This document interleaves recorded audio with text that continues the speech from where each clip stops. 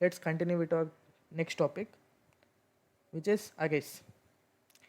I know many of you have already know about arrays, but just recall what is array. Okay, guys, here it is an example of array.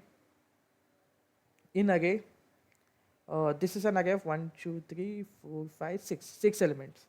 But as someone said, the index starts from 0.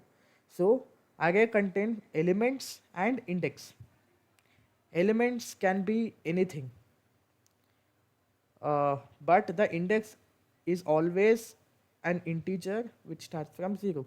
0, 1, 2, 3, 4, 5. These are basically the address or the nickname given to these elements. If you want to access this element, suppose you want to access 10, then just you can write array of 2, you will get 10, the element at that location. So here these are all the indexes. Indexes will not be written anywhere in the code, like by the user. Elements are the things which are taken as input. We can't change indexes. We can change the elements to corresponding indexes. Got it? Indexes are fixed. Next, these are just declarations of array in different languages. In Java, if you want to declare an array, sorry to interrupt, but sir, you told you will tell us a trick to identify time complexity later. This was the trick: single for loop, nested for loop, and constant time. If there are no for loops, only the if-else statements or the direct we are finishing algorithm in a constant time. So this is constant time. And about this, I have said you there is no direct trick or what we can say shortcut to see which time complexity for this one.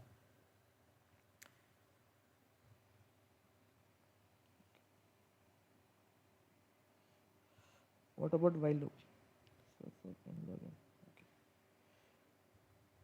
Okay, for n log n, as I said, there are multiple of notations. If you are curious, just once go through any YouTube video or any Google. Then also, if the concept is not cleared, bring the same topic in doubt clearing sessions. We will clear it. There are plenty of big O notations. These are the main things. That's why I have written here. What about while loop? Yeah, Krishna, we can use while loop also for solving all the problems, but majorly to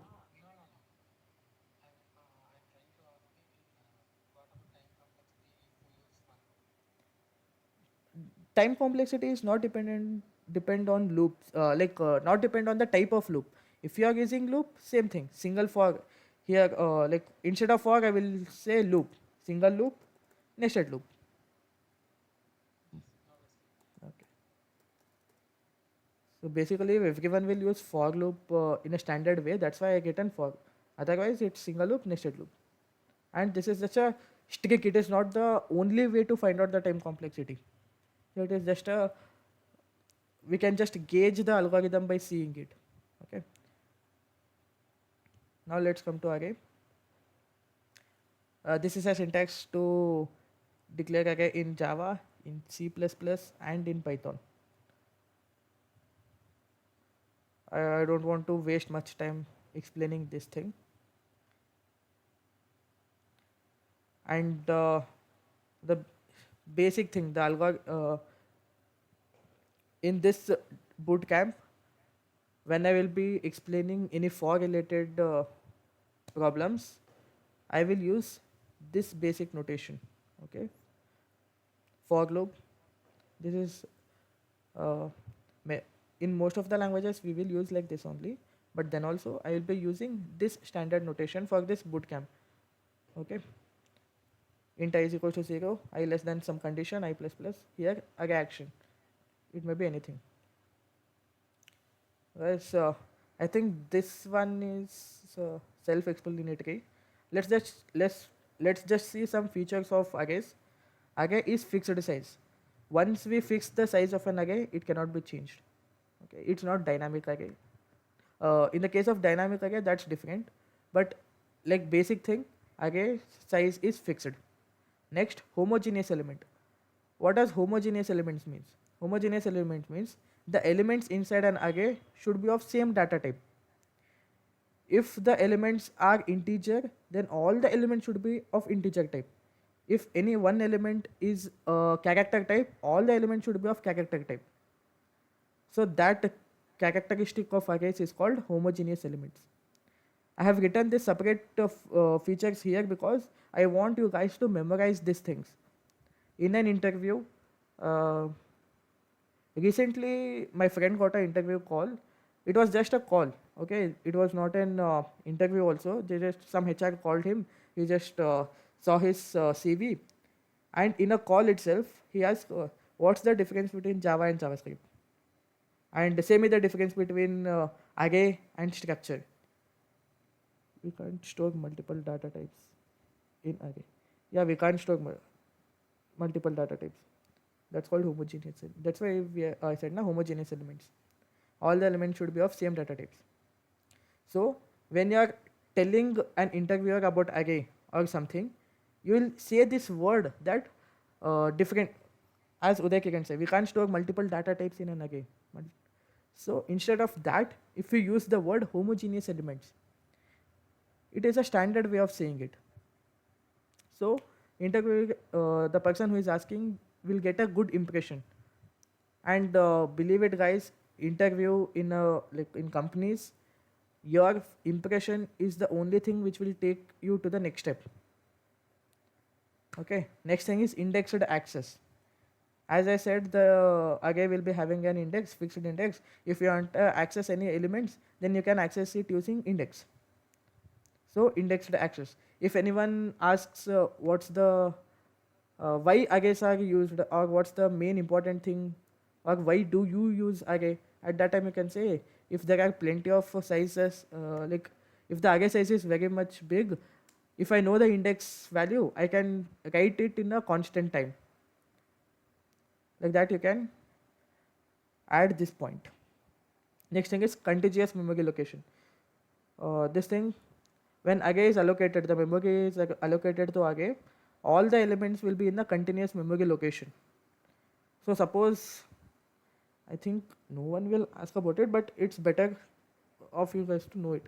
If the array starts from, let's assume the location here is 1000. So the next location will be 1002. Next location will be 1004. Because integer type data is inside, that's why we are skipping two parts. Just remember contiguous memory location, which means if we are storing an array, then it will take continuous memory location. Next thing is single variable name. So suppose if you want to store all these elements independently, at that time what you should do, you will give a name to each element. You give a name this as A, this B, C, D, like that. This will be when there are more numbers, when the size is more, it will be very hectic task to remember which name I have given to which element. Instead of that, we can use array where it will be having a single variable name. A name for this whole array is same, which we will be given. In this example, the name of an array is ARR. Okay. But how to access it? We can access it using indexed access. Or to perform action, we can use for loops. So guys, I think everyone know till now.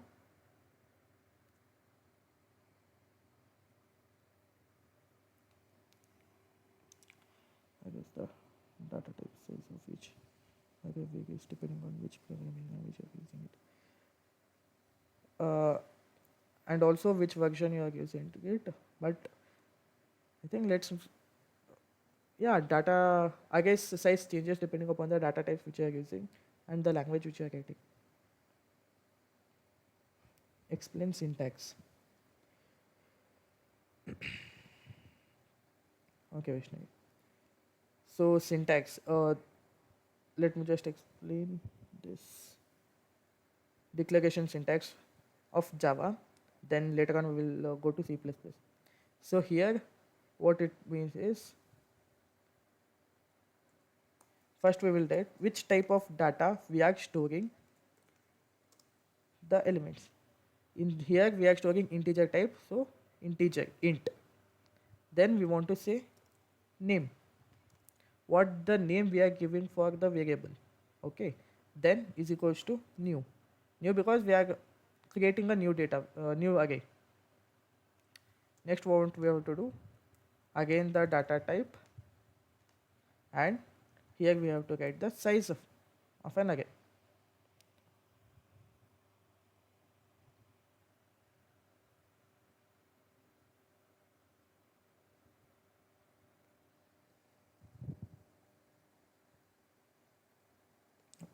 So this is the syntax to write in Java, which is which data type along with square brackets, then name of the array which you want to give is equals to then new, keyword new, then data type and size of an array which you want to store.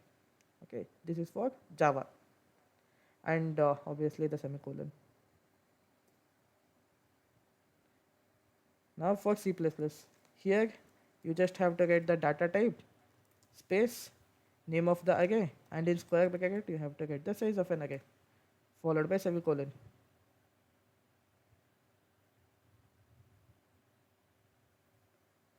And in Python you just have to get the name is equals to the base index multiplied by 5. Usually in Python, when we are using array, we will directly get the elements in an array. Suppose you want to write elements 1, 2, 3, 4, 5, we can just write 1, 2, 3, 4, 5. And in Python there comes list, tuples. So related to Python, you can just see any Python related like YouTube video, you'll get it about the syntax and all.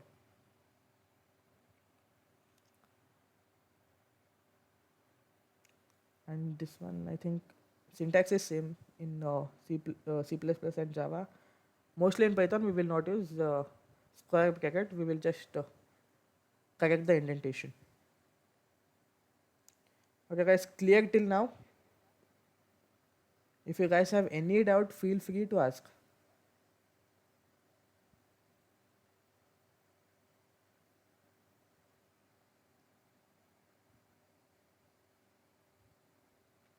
Okay, if you are clear with the concepts, just text clear.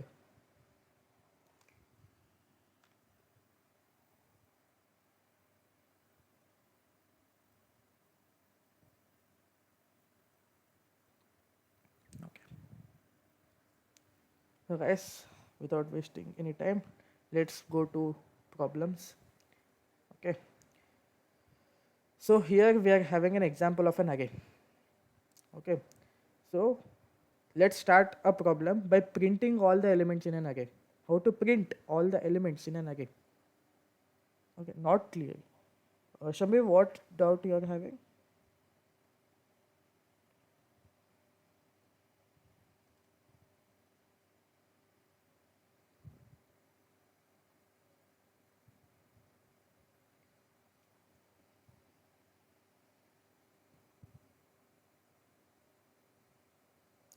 That handshake problem. Okay, Shambhavi. Guys, everyone understood that handshake problem, or if more than 2 or 3 people are having the same doubt, I will repeat it again. Otherwise, Shambhavi, we can see it in doubt clearance session.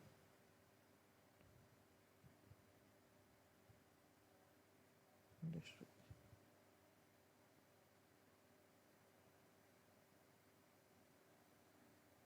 Because we don't want to waste all others' time if they have understood. It's not that we are neglecting anyone. We will, Shambhavi, we will discuss about it in doubt clearing sessions.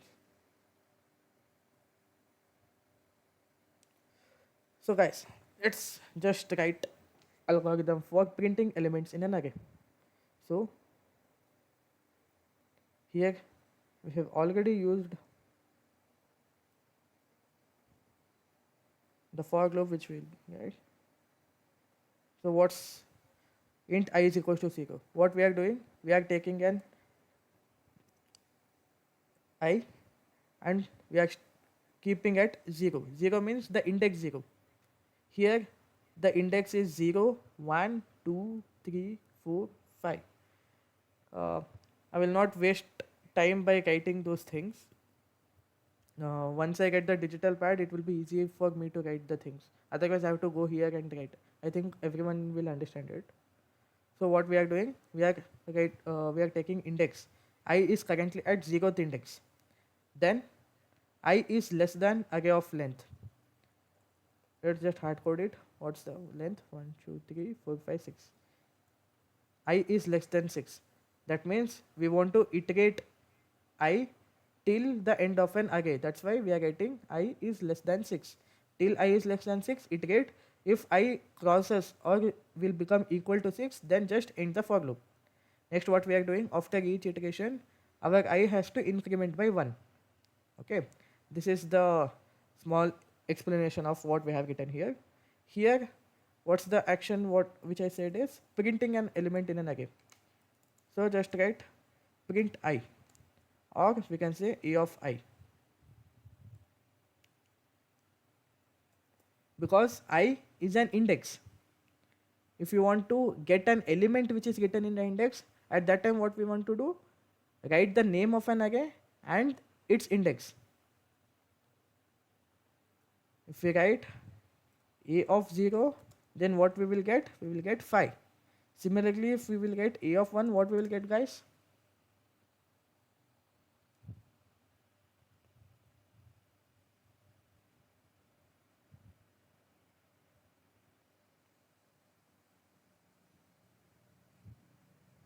Four. Yes. So to get an element in an array, what's the syntax? We have to write the name of that array and then continued by index of that particular element in a square bracket. So let's just say print A of I. This is not the actual syntax to print an element, but in algorithm print A of I is okay. If you want to know the syntaxes, the node we will provide a notes along with homework after this session, which contains the actual code, actual syntax of C++, Java, and Python to solve this problem. Okay. Then also, if you have doubt, you can just ask in doubt clicking sessions. Now, let's just run this. If we, let's just go through this. We are starting I with 0, 0th location, which is this location. Then what will happen? It will enter the loop. What we will do? Print A of I. What's the element printed now? 5. 5 will print. Then after that there are no elements. There are no code here. That's why it will go here. Incrementation part. I will increment by 1. I will become now 1. It will come to first index. Then the condition is checked. Is 1 less than 6? It is true. When the condition is true, it will enter the for loop. Again, what's the statement here? Print A of I. What it will print? It will print 4. Again, the code is ended here. The for loop, it will go to increment. I is incremented by 1. At that time, what will happen? The I's value is 2. Is 2 less than 6? Condition is true. The A of 2 value, which is 1, will be printed. Like this, it will print all the elements till here, till our number is 5. So the index here will be 5 because let's see 0, 1, 2, 3, 4 and 5.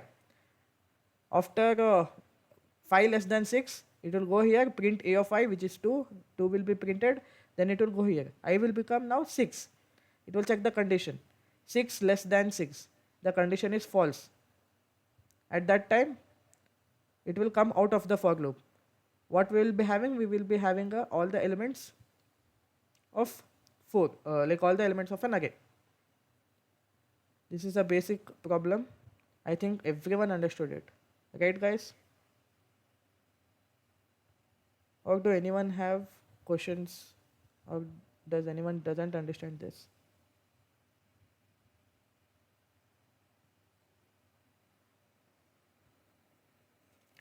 Guys, I know for people who know these all concepts, it will feel like this is too much basic. But trust me, guys, we will be solving most of the problem. We will escalate like anything in upcoming days. But for starters, Let's start it with a beginner friendly thing.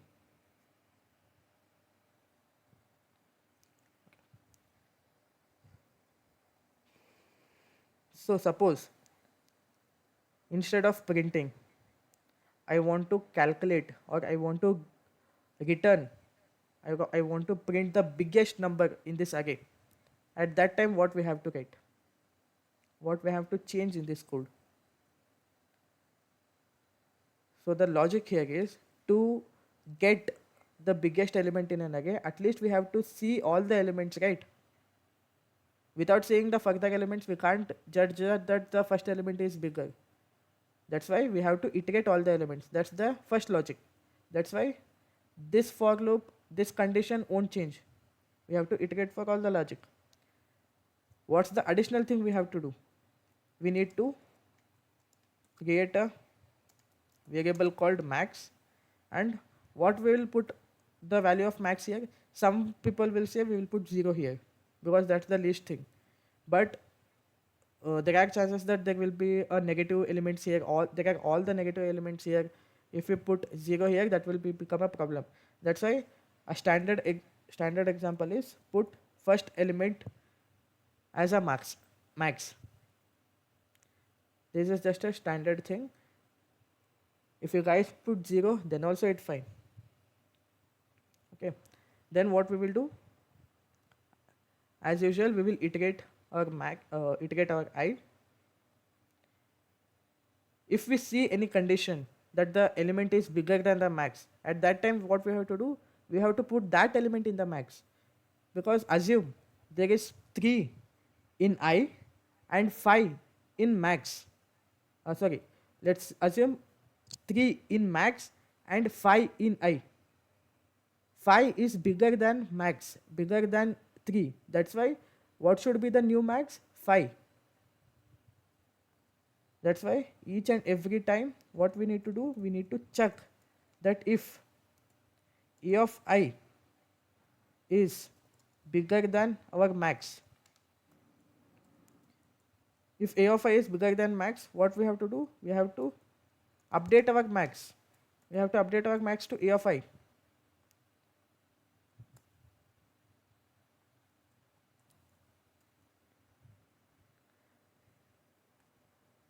So let's just add one more element here to just get iterations. No, there is 7 now. Okay. So guys, this is the algorithm which we will be using.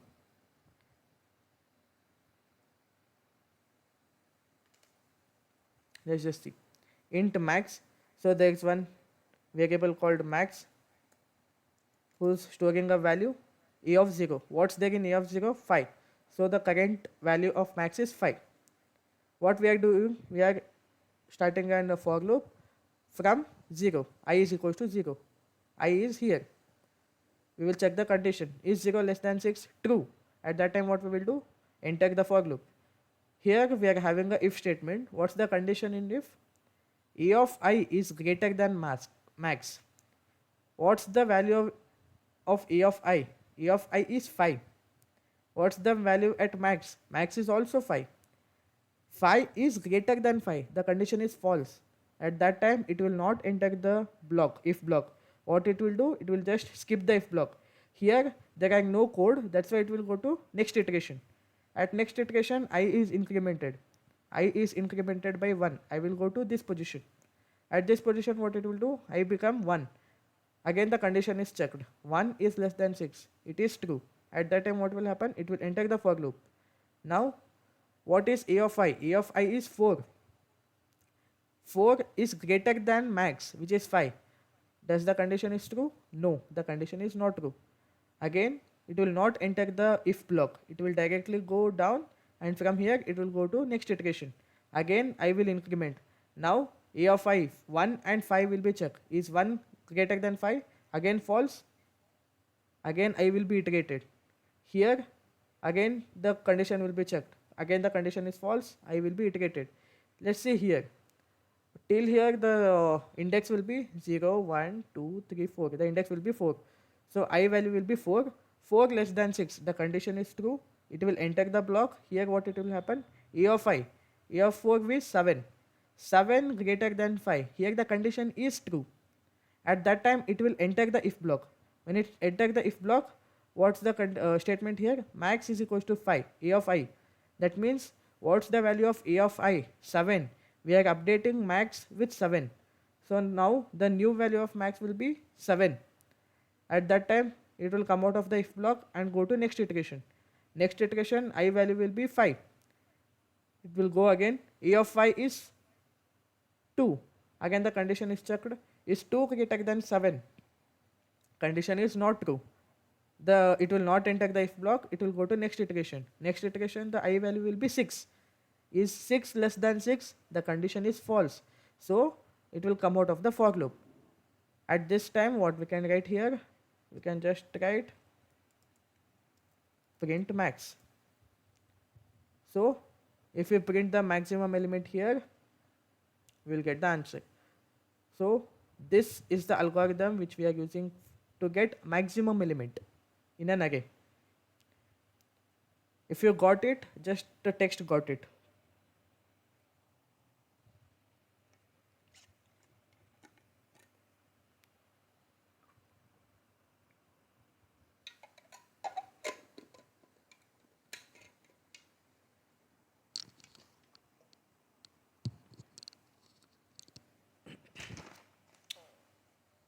So guys, if you want to try it out, just try for minimum element.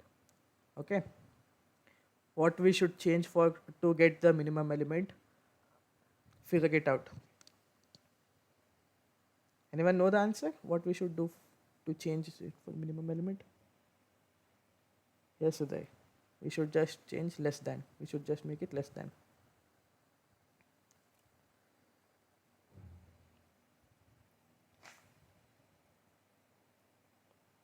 Very good. So now you got the code. If anyone asks you to just print all the elements, you know how to print. If anyone asks you to return max element, you know how to return it. If anyone know to return min, you know. So tell me what you will do if anyone asks you to return all the sum of return the sum of all the elements, like 5 plus 4 plus 1 plus sum of all the elements. What's the thing you should write inside of a for loop? Basic thing what we will do, we'll just have a variable called sum, and initially we'll be having a variable called sum, and we will be printing that sum. The thing is, the actual question is what you will get inside here. So what we will get here, sum is equals to, as Lakshmi said, sum is equals to sum plus a of I. So this is an open question for everyone. If I write like this, is this correct? Don't take it as syntax wise.